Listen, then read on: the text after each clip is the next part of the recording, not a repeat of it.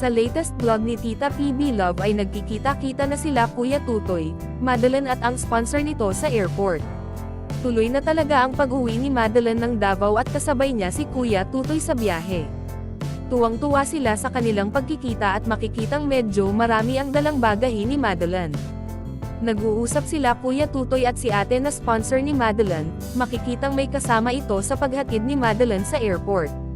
Habang nag-uusap sila ay abala naman si ate at kasama nito sa pag-video kay Madeline na pauwi ng Davao.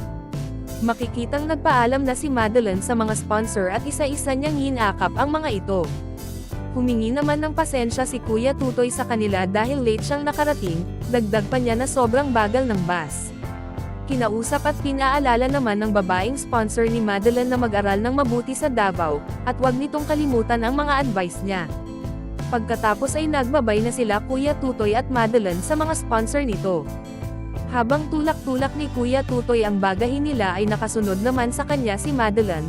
Natatawa na lang si Kuya Tutoy kasi nalilito na siya, nagmamadali sila dahil naghahabol sila sa oras. Dagdag ni Kuya Tutoy na na-late siya ng dating sa airport kasi sobrang bagal ng bus na sinakyan nila Badiday, 7 PM pa sila galing ng Abra. Makikita naman si Madeline at sinabi ni Kuya Tutoy na magkasama na sila.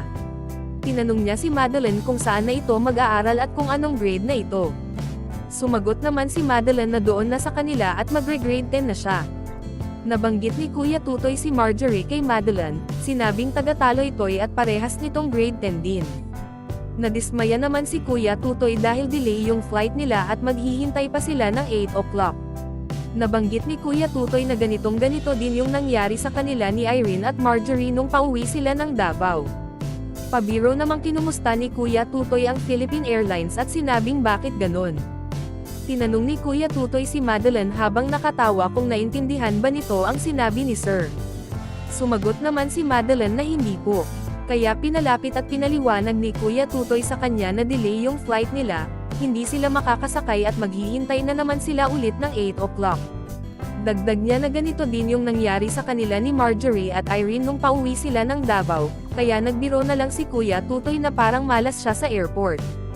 Habang naghihintay sila ay pinakita naman ni Kuya Tutoy si Madeline na nakipag-usap sa video call ni Tita PB Love. Natanong ni Tita PB Love kay Madeline kung kailan ang birthday nito. Sumagot naman si Madeline na bukas po. Napawaw naman si Kuya Tutoy at parang ipaghahanda ito ni Tita PB Love. Patuloy sa pag-uusap sila Tita PB Love at Madeline, parang seryoso yung pinag-uusapan nila.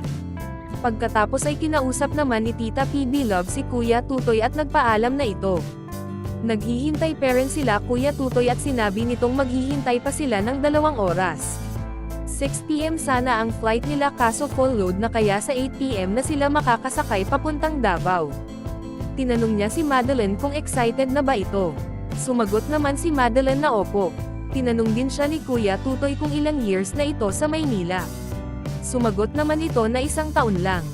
Tinanong siya ni Kuya Tutoy kung anong naisipan nito bakit ayaw na sa Cavite, kung namiss ba nito ang Davao at wala ba itong kasama sa Cavite. Sumagot naman si Madeline na sobrang namiss niya at oo wala siyang kasama sa Cavite. Sinabihan ito ni Kuya Tutoy na masaya naman mag-aral dito sa Maynila, at nagpapasalamat naman si Kuya Tutoy sa sponsor ni Madeline dahil sa wakas ay nagkita na rin sila. At para sa more summary video ng Pugong Biyahero huwag kalimotang mag-like and subscribe.